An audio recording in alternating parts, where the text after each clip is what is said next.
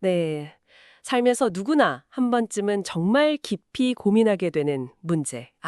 바로 가족과 재산. 여기에 얽힌 법률 이야기입니다. 네, 그렇죠. 관계가 시작되고 또 끝나기도 하고, 새로운 가족이 생기거나, 또 누군가를 떠나보낼 때, 이 법이라는 게 생각보다 훨씬 우리 삶 가까이에 있더라고요. 친족 상속법 파트를 좀 집중적으로 파헤쳐 보려고 합니다. 아, 네네. 네, 맞습니다. 친족 상속 관계를 둘러싼 법원의 어떤 처신 고민들, 그리고 판단들을 아주 압축적으로 보여주고 있거든요. 단순히 법조항만 외우는 걸 넘어서 실제 사건에서 법원이 어떤 논리로 결론을 내리는지 그 생생한 흐름을 읽는 게 중요하죠. 네네. 오늘 이 시간을 통해서 그 핵심적인 내용들을 같이 한번 살펴보면 좋겠습니다. 좋습니다. 근데 법률 용어가 사실 좀 어렵잖아요. 약간 생소하게 느껴지실 수도 있는데 저희가 최대한 쉽고 명확하게 풀어드릴 테니까 너무 걱정 마시고요.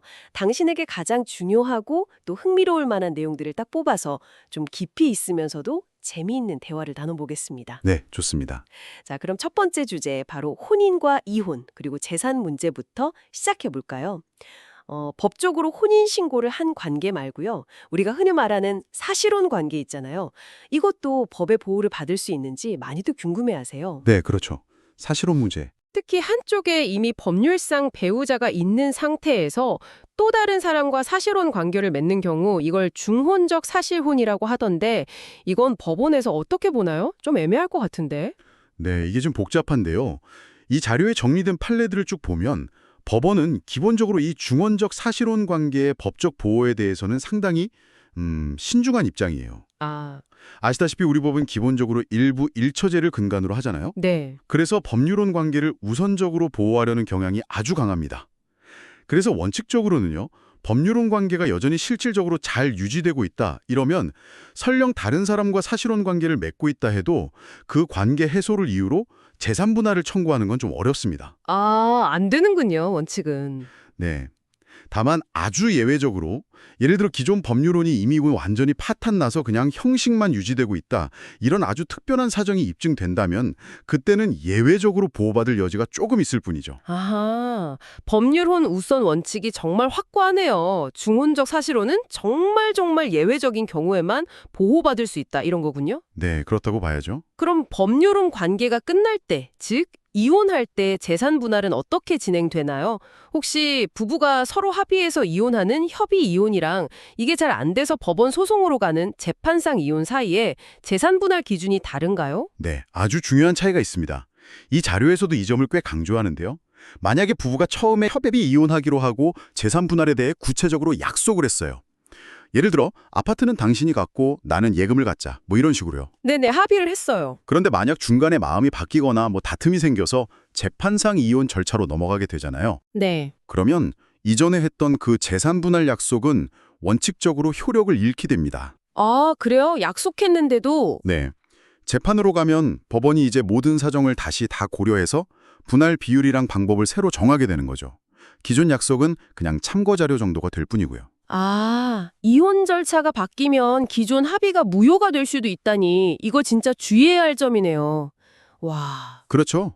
꼭 알아두셔야 하는 부분입니다. 그럼 재판상 이혼을 할 때는요, 재산을 어느 시점을 기준으로 나누게 되나요? 소송하는 동안에도 막 재산 가치가 오르락내리락 할 수 있잖아요. 맞습니다. 그래서 재판상 이혼할 때 분할 대상 재산이랑 그 가액은요. 원칙적으로 사실심 변론 종결일을 기준으로 삼아요. 사실심, 변론 종결일이요. 그게 언제쯤인가요? 네. 이게 쉽게 말하면 1심이나 2심 재판이 거의 마무리되는 시점이라고 보시면 돼요. 그 시점을 기준으로 그때 존재하는 재산을 평가해서 나눈다는 뜻입니다. 소송 제기 시점이 아니라 판결에 가장 가까운 시점의 재산 상태를 반영하는 거죠. 그래야 가장 현실적인 분할이 가능하기 때문이에요. 재판 거의 끝날 때 기준으로 하는구나.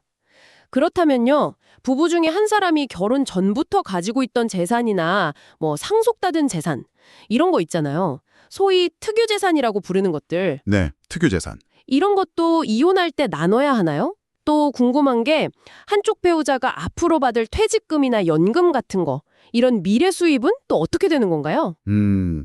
원칙적으로는 각자의 특유재산은 이름 그대로 그 사람 고유의 재산이니까 분할 대상이 아니에요. 네. 하지만 여기에도 또 중요한 예외가 있죠. 만약에 다른 배우자가 그 특유 재산의 유지나 혹은 가치 증가에 직접적으로 기여할 사실이 인정된다면 그 기여한 만큼은 분할 대상에 포함될 수가 있습니다. 아, 기억했다면요. 네. 예를 들어서 남편 명의의 상가 건물이라도 아내가 같이 막 가게를 운영하면서 건물 가치를 높이는 데 기여를 했다.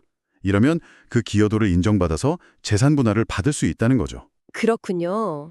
퇴직금이나 연금 같은 장래 수입도 마찬가지예요. 아직 받지 않은 돈이라도 그게 혼인 기간 동안 부부가 함께 노력해서 형성한 어떤 미래의 소득이다.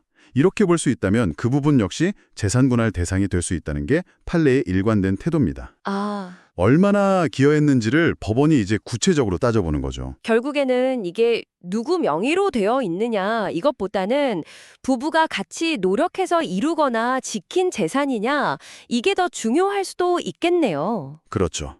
실질을 많이 봅니다.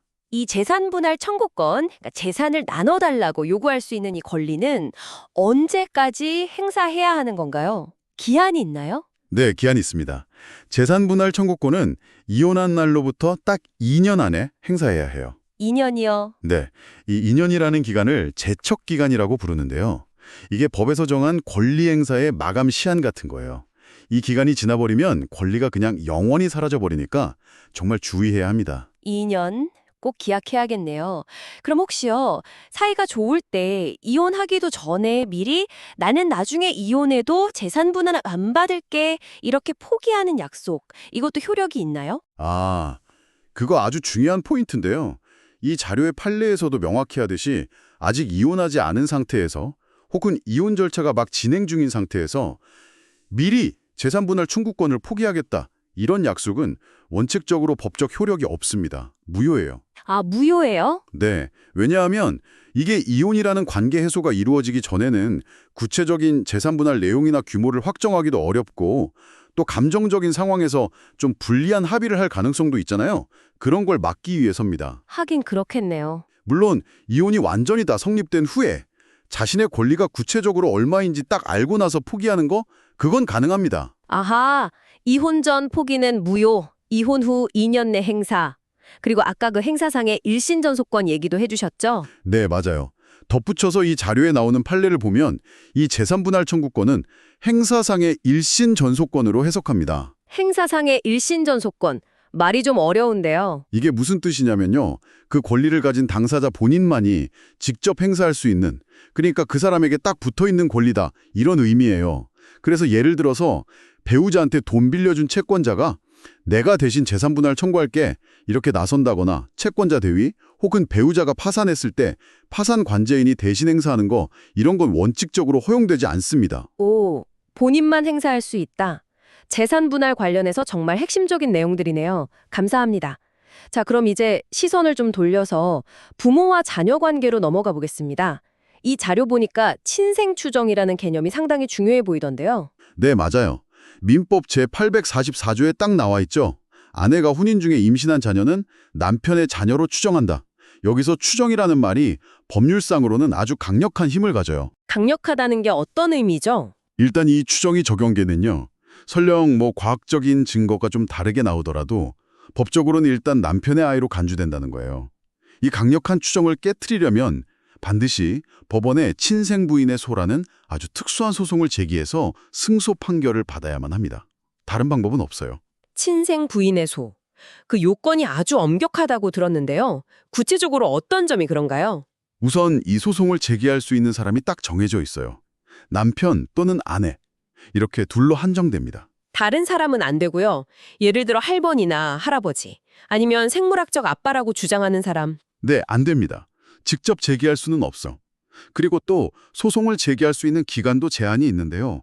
남편 또는 아내가 자녀의 출생 사실을 안 날로부터 2년 내에만 가능합니다. 2년. 이것도 2년이네요? 네, 이 기간이 지나면 더 이상 다툴 수가 없게 되는 거죠. 이렇게 요건을 엄격하게 두는 이유는 아무래도 가정의 평화나 자녀의 법적 지위를 좀 안정시키려는 목적이 크기 때문이에요. 그래서 이 자료 판례에서 보듯이 설령 유전자 검사로 다른 남자가 생부임이 밝혀졌다고 하더라도요. 법률상 남편이 친생 부인의 소를 통해서 그 추정을 깨트리기 전까지는 생부가 내가 진짜 아빠다라고 법적으로 인정받는 인지청구 소송을 할 수가 없어요. 와, 법적 안정성을 정말 중요하게 생각하는 제도군요. 2년이라는 기간 제한도 확실히 알아둬야겠네요. 그런데요, 요즘은 의학기술이 발달해서 인공수정으로 자녀를 갖는 경우도 많잖아요. 네, 그렇죠. 남편의 아이로 추정되나요? 그리고 나중에 남편이 생각해보니 역시 내 유전자가 아니다 이러면서 친생부인의 소를 제기할 수도 있을까요? 그거 아주 흥미로운 지점이고 실제로 법원의 고민이 깊었던 사안입니다. 최근에 중요한 판례가 나왔는데요. 결론부터 말씀드리면 남편의 동의하에 제3자의 정자를 이용한 인공수정으로 아내가 출산한 경우에도 친생 추정이 미친다고 봤습니다. 법원은. 그래도 추정되는군요. 네. 더 나아가서 남편이 나중에 마음이 변해서 역시 내 아이가 아닌 것 같다 이러면서 친생 부인의 소를 제기하는 거 이거는 신의 성실의 원칙이 위배돼서 허용되지 않는다고 판단했어요. 신의 칙 위반이다. 네. 자신이 동의해서 이루어진 출생에 대해서 나중에 이걸 부정하는 거는 좀 모순적인 행동이고 또 자녀의 복리에도 반한다 뭐 이런 취지죠. 하긴 동의까지 해놓고 나중에 딴소리하는 건 좀 그렇긴 하네요. 동의의 중요성 그리고 한 번 내린 결정에 대한 책임감을 강조한 판결이네요. 네. 그렇게 볼 수 있습니다. 그렇다면 혼인 관계 밖에서 태어난 자녀의 경우 이때는 법적인 부자 관계가 어떻게 형성되나요? 인지라는 절차가 필요하다고 하셨죠. 맞습니다. 어머니하고의 관계는 그냥 출생이라는 사실 자체만으로 법적인 모자 관계가 당연히 성립해요. 네. 하지만 아버지와의 관계는 다릅니다. 생물학적 아버지라 하더라도 법률상 부자 관계가 인정되려면 인지라는 별도의 절차를 거쳐야 해요. 인지는 아버지가 스스로 내 아이 맞습니다 하고 신고할 수도 있고요. 아니면 자녀나 어머니 같은 사람들이 아버지를 상대로 소송을 제기해서 법원 판결로 받을 수도 있습니다. 소송으로도 가능하군요. 네, 인지 판결이 확정되면 그 효력이 놀랍게도 자녀가 태어난 시점까지 거슬러 올라가요. 소급효라고 하죠. 소급혀요? 그럼 처음부터 법적인 아버지였던 것처럼 효과가 발생한다? 네, 맞습니다. 민법 제860조 본문에 그렇게 되어 있어요. 그럼 만약에요, 인지가 되기 전에 이미 상속 같은 게 다 이루어졌다면 어떻게 돼요? 인지된 자녀가 나중에 나타나서 나도 상속받을 권리 있는데 이렇게 주장하면 기존 상속 결과가 막 뒤바뀔 수도 있는 건가요? 아주 중요한 질문인데요. 인지의 소급효가 강력하긴 하지만 이게 무제한적인 건 아니에요. 민법 제860조 단서에 보면 제3자가 이미 취득한 권리를 해하지 못한다고 딱 규정하고 있거든요. 제3자 보호 조항이 있군요. 네. 예를 들어서 아버지가 돌아가시고 다른 상속인들이 이미 상속 재산을 다 나눠 가졌는데 그 이후에 혼외자가 인지되었다고 해서 소급효를 주장하면서 기존에 완료된 상속 분할 결과를 뒤집을 수는 없다는 의미입니다. 기존 거래의 안전이나 법적 안정성을 보호하기 위한 조치죠. 그렇군요. 하지만 이 자료의 판례를 보면 인지되기 전 기간 동안의 과거 양육배 있잖아요. 네, 양육비. 그건 청구할 수 있다고 봐요. 비록 법적 아버지가 아니었을 때라도 부양 의무 자체는 존재했다고 보는 거죠. 양육비는 소급해서 받을 수 있군요. 네. 또 하나 흥미로운 판례가 있는데요. 실제로는 아이를 입양할 생각이었는데 절차상의 편의 같은 이유로 마치 친자식인 것처럼 허위로 출생 신고를 한 경우예요. 입양인데 출생 신고를? 네. 법원은 이런 경우라도 당사자 사이에 진정한 입양 의사가 있었고 실제로 부모 자식처럼 생활하는 등 입양의 실질적인 요건을 다 갖췄다면 비록 출생신고라는 형식은 허위였더라도 그 실질을 존중해서 입양으로서의 효력을 인정해 줄 수 있다고 판단했습니다. 와, 형식보다는 실질을 따진다. 법원의 좀 유연한 해석이 돋보이는 사례네요. 네, 그렇죠. 자, 이제 입양 이야기로 넘어가 볼까요? 최근에 조부모가 손자녀를 입양하는 것이 가능하다? 이런 판례가 나와서 좀 화제가 됐던 걸로 기억하는데요. 맞나요? 네, 맞습니다. 우리 민법에서는요, 자신보다 윗세대인, 존속, 예를 들면 부모님이나 조부모님을 양자로 삼는 건 금지하고 있어요. 그렇죠. 하지만 아랫세대 혈족, 예를 들어 조카나 손자녀를 입양하는 것에 대해서는 명시적으로 금지하는 규정이 없거든요. 그래서 최근 판례는 부모가 사망했거나 아니면 양육 능력이 없는 등 어떤 특별한 사정이 있어서 미성년 손자녀의 복리를 위해 필요하다면 조부모가 손자녀를 입양하는 것도 허용될 수 있다고 판단했습니다. 손자녀 복리를 위해서라면 가능하군요. 네. 물론 이때는 그 입양이 정말로 자녀의 복리에 부합하는지를 법원이 아주 엄격하게 심사하게 됩니다. 네, 시대 변화나 다양한 가족 형태를 좀 고려한 판결로 보이네요. 입양에는 그냥 일반적인 입양 말고 친양자 입양이라는 특별한 제도도 있던데 이건 일반 입양하고 어떤 점이 다른가요? 아, 친양자 입양. 이건 일반 입양보다 훨씬 더 강력한 법적 효과를 발생시키는 제도예요. 가장 큰 차이점은요. 친양자 입양이 딱 확정되면 입양된 아이는 친생부모와의 법률상 친족관계나 상속관계가 완전히 종료된다는 점입니다. 완전히요? 네, 완전히요. 그리고 양부모의 혼인 중 출생한 자녀, 즉 친자식과 완전히 동일한 법적 지위를 갖게 돼요. 와, 반면에 일반 입양은 입양 후에도 친생부모와의 관계가 법적으로는 그대로 유지되거든요. 아, 그게 다르군요. 네, 이렇게 강력한 효과 때문에 친양자 입양은 가정법원에 매우 엄격한 심판 절차를 거쳐야 하고요. 한 번 성립되면 취소되는 경우도 아주 극히 제한적입니다. 자녀의 완전한 새 출발을 법적으로 보장해주는 제도라고 할 수 있죠. 친생 부모와의 관계가 완전히 단절된다니 정말 신중한 결정이 필요한 제도겠군요. 그럼 반대로 맺어진 입양 관계를 끝내는 파양은 어떻게 이루어지나요? 만약 양부모님 중 한 분이 돌아가셨다면 남은 분이 혼자서 파양할 수도 있나요?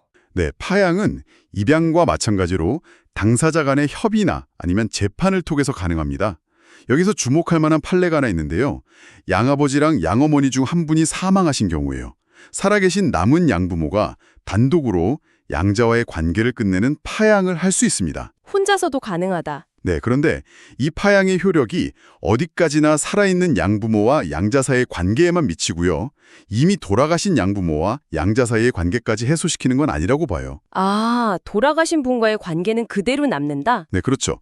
돌아가신 분과의 법적인 관계는 파양에도 불구하고 그대로 유지된다는 거죠.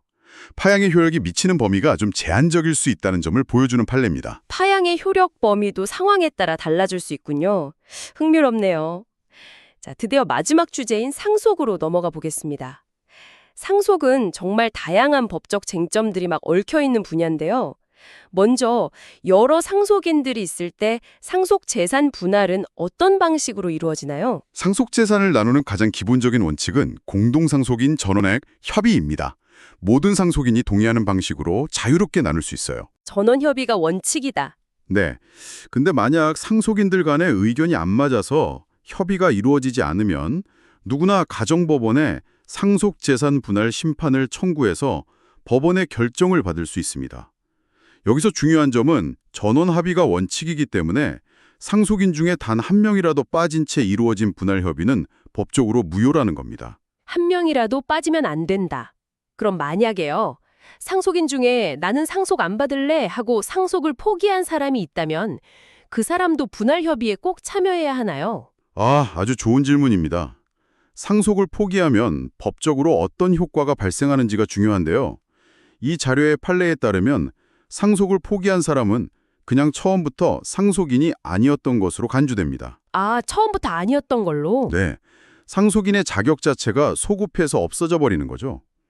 따라서 상속 포기자는 분할 협의의 당사자가 아니므로 포기자를 제외하고 나머지 상속인들끼리만 재산 분할 협의를 해도 그 협의는 완전히 유효합니다. 아하, 상속 포기자는 그냥 처음부터 없었던 셈치고 나머지 상속인들끼리 협의하면 되는군요. 알겠습니다.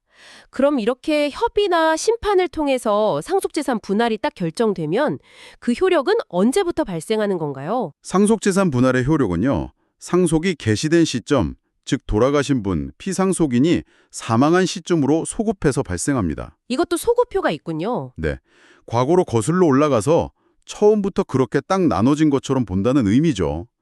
하지만 이 소급효에도 아주 중요한 제한이 있어요. 어떤 제한이죠? 바로 제3자의 권리를 해하지 못한다는 단서 조항인데요.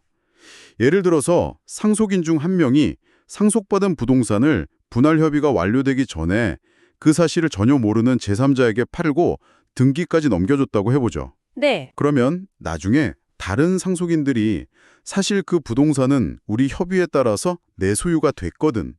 이렇게 주장하면서 그 제3자에게 등기를 돌려달라고 요구할 수 없다는 겁니다. 아, 제3자가 보호되는군요. 네, 이는 상속재산이라는 걸 모르고 거래한 선의의 제3자를 보호해서 거래의 안전을 지키기 위한 아주 중요한 규정이에요. 그렇군요. 제3자 보호 규정이 있어서 거래 안전을 지켜주는군요. 알겠습니다. 상속분을 실제로 계상할 때요.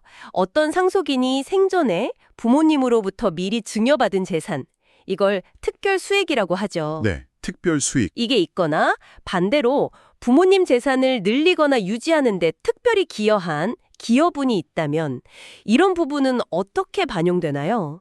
좀 공평하게 나눠야 할 것 같은데. 네, 맞아요. 특별 수익하고 기여분은 공평한 상속 분배를 위해서 반드시 고려되어야 할 요소들입니다. 먼저 특별 수익은요. 피상속인으로부터 결혼 자금이나 주택 구입 자금, 사업 자금 이런 명목으로 생전에 미리 증여받거나 유언으로 받은 재산을 의미해요. 이건 상속분을 미리 앞당겨 받은 걸로 봐서 나중에 상속분을 계산할 때 그 가액만큼 자신의 상속분에서 공제됩니다. 미리 받은 만큼 빼는 거군요. 네. 근데 재미있는 점은요. 이 자료의 판례에 따르면 만약 특별 수익으로 받은 금액이 자신의 법정 상속분보다 많다고 해서 그 초과분을 다른 상속인에게 돌려준 의무는 원칙적으로 없어요. 아, 더 많이 받았어도 토해낼 필요는 없다. 네, 원칙은 그래요. 다만 그 초과분이 다른 상속인의 최소 상속 보장분인 유류분을 침해하게 된다면 그 침해 한도 내에서는 반환해야 할 수도 있습니다. 유류분은 또 다른 문제라서요. 아하, 유류분 문제랑 연결될 수 있군요. 그럼 기여분은요? 기여분은 반대로요. 공동상속인 중에서 피상속인을 특별히 부양했다거나 예를 들어 오랜 기간 병간호를 했다거나 피상속인의 재산 유지 또는 증가에 특별히 기여한 상속인 예를 들어 가업을 도와서 재산을 크게 불렸다거나 에게 그 기여에 대한 보상으로 인정되는 추가적인 상속 몫입니다. 기여한 만큼 더 받는 거네요. 네, 기여분은 상속재산 분할 협의나 심판 과정에서 먼저 그 액수를 딱 결정하고요. 전체 상속재산에서 그 기여분을 뺀 나머지 재산을 가지고 법정 상속분대로 나누게 됩니다. 그러니까 기여자는 기여분만큼 더 받게 되는 거죠. 특별 수익은 미리 받은 몫이니까 빼고 기여분은 더 노력한 몫이니까 더해주고. 아, 상속재산 분배에 어떤 실질적인 공평을 기하기 위한 중요한 장치들이네요, 정말. 네, 그렇습니다. 상속 관련해서는 상속 자체를 아예 안 받는 상속 포기나 아니면 물려받는 재산의 범위 내에서만 빚도 승계하는 한정 승인 제도도 있잖아요. 이것과 관련해서 중요한 판례도 좀 있을까요? 네, 상속폭이랑 한정승인은 상속 채무가 많을 때 아주 유용한 제도인데요. 관련해서 중요한 판례들이 있습니다. 예를 들어서 이 자료에 나오는 판례 중에 아주 중요한 게 하나 있는데요. 기존의 법 해석을 변경한 판례예요. 어떤 내용인데요? 피상속인에게 배우자하고 자녀들이 있는데 자녀들이 전부 상속을 포기하면요. 네, 자녀들이 다 포기했다. 그러면 그 다음 순위 상속인인 손자녀에게 상속권이 넘어가는 게 아니라 함께 상속인이었던 배우자가 단독으로 상속하게 된다고 판단했습니다. 손자녀가 아니라 배우자가요? 네, 배우자의 상속 지위를 좀 더 두텁게 보호하려는 그런 취지로 해석됩니다. 이건 정말 큰 변화였죠. 와, 자녀가 모두 포기하면 손자녀가 아니라 배우자가 단독 상속한다. 이건 진짜 기억해둬야 할 판례네요. 그렇죠. 그리고 한정승인 관련해서는요. 한정승인을 하면 상속인의 원래 재산, 즉 고유재산하고 물려받은 재산, 상속재산이 엄격하게 분리가 되거든요. 네. 그래서 돌아가신 분의 채권자, 즉 상속채권자가 상속인의 고유재산에 대해서 야, 내 돈이랑 네 돈이랑 퉁치자 이렇게 주장하는 것, 상계가 제한된다는 판례도 실무상 매우 중요합니다. 아, 상속인의 원래 재산은 지킬 수 있게 되는 거군요. 네, 그런 효과가 있죠.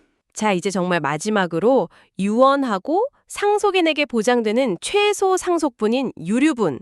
여기에 관해서 꼭 알아야 할 점이 있다면 한번 짚어주시죠. 네, 유언. 유언은 돌아가신 분의 최종 의사를 실현하는 아주 중요한 수단이지만 법에서 정한 엄격한 방식을 따라야만 효력이 인정됩니다. 자필증서, 녹음, 공정증서, 비밀증서, 구수증서 이렇게 법정된 방식 중 하나를 정확히 지켜야 하고요. 조금이라도 방식에 흠결이 있으면 유언 전체가 무효가 될 수 있어요. 형식적 요건이 매우 중요합니다. 방식이 정말 중요하군요. 네, 그리고 유언으로 재산을 주기로 약속하는 걸 유증이라고 하는데요. 이걸 나중에 철회하는 것에 관한 민법 규정이 있어요. 근데 이 규정이 살아생전에 내가 죽으면 이 재산을 너한테 줄게 이렇게 약속하는 증여계약, 이걸 사인증여라고 하거든요. 네, 사인증여. 이 사인증여에도 유사하게 적용될 수 있다는 판례가 이 자료에 실려 있네요. 유언과 유사한 성격의 계약에도 유언 철회 규정을 유추 적용할 수 있다는 의미입니다. 아, 유언 철회 규정이 사인증여에도 적용될 수 있다. 알겠습니다. 그럼 유류분은요? 유류분은 상속제도에서 정말 빼놓을 수 없는 중요한 개념이죠. 법정 상속인, 예를 들면 배우자나 자녀 등에게 법률상 보장되는 최소한의 상속 지분을 말하는데요. 피상속인이 유언 같은 걸 통해서 특정인에게 모든 재산을 다 물려주거나 사회에 기부하더라도 다른 법정 상속인들은 자신의 유류분 비율만큼은 돌려달라고 반환을 청구할 수 있습니다. 최소한의 몫은 보장된다는 거군요. 네, 그렇죠.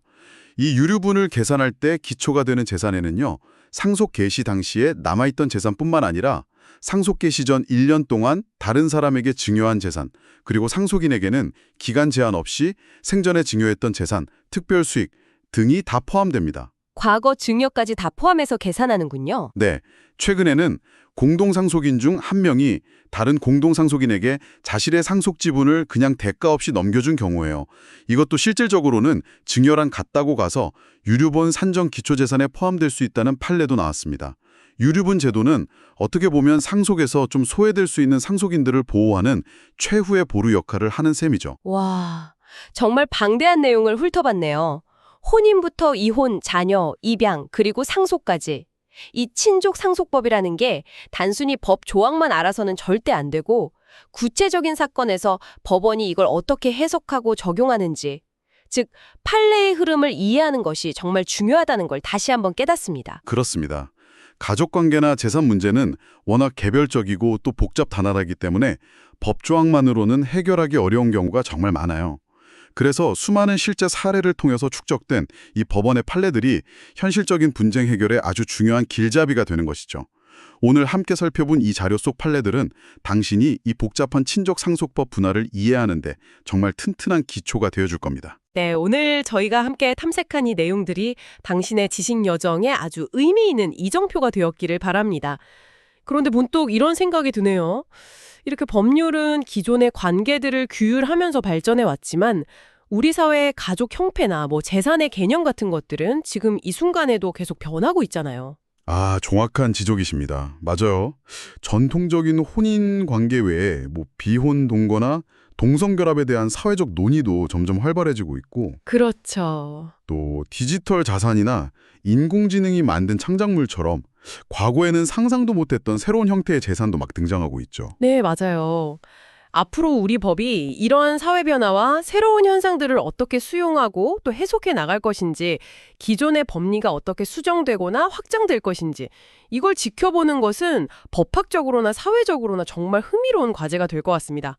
법은 결국 살아 움직이는 사회를 반영해야 하니까요. 정말 그렇네요. 법과 사회의 끊임없는 상호작용, 앞으로도 계속 주목하면서 생각해볼 지점이겠습니다. 오늘 깊이 있는 탐색은 여기서 마무리하겠습니다. 네, 수고하셨습니다. 다음에도 당신의 지적 호기심을 자극할 흥미로운 주제를 가지고 돌아오겠습니다. 감사합니다.